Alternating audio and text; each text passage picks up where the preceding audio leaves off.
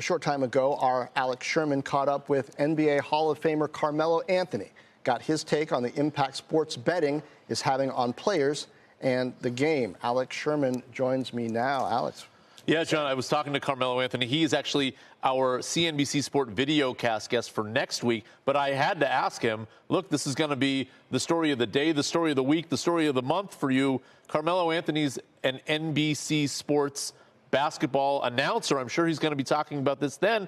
I said, look, what is your thoughts on all of this? Do you feel like sports betting affects the integrity of the game? Take a listen to what he told me. You know, athletes they may say, hey, we don't care about parlays, but they care about it because it affects them. Mentally it affects them, and they don't want to have to come to a game and be worrying about their own fans cheering them or booing them because they didn't make the parlay. They supposed to get 25 points, but they got 22, 23 points. And what it does is it changes the narrative of the game. There's just so much that comes along with that. So, yes, it do needs to be some ramifications around it, and I'm sure the powers that be are looking into that.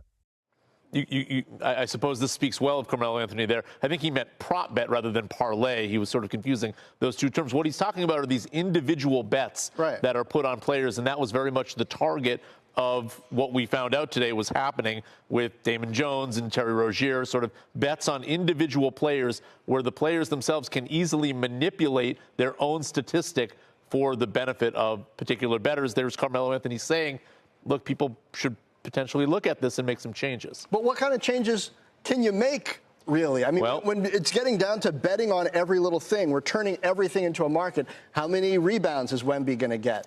How many times is Steph going to hit a three? Like, what do you do? Yeah, great question. I think the leagues perhaps need to have discussions with the betting companies themselves to potentially limit certain bets. I mean, at the most drastic level, you could eliminate all prop bets, all individual player bets. That is pretty drastic, but perhaps you can modify which bets are available for certain games and which ones aren't. You may be able to do it from a player-to-player level, like we don't accept bets where a player is playing less than a certain amount of minutes, because that's really what happened in the Terry Rozier case, according to the indictment, where he pulled himself out of the game early. That way he knew he wouldn't score a certain amount of points.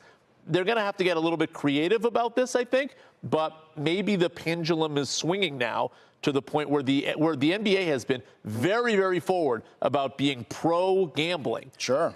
I see a lot of DraftKings and whatnot commercials. Advertisement, exactly. So, yeah, maybe they need to take a little bit of a step back here to say there are some limits.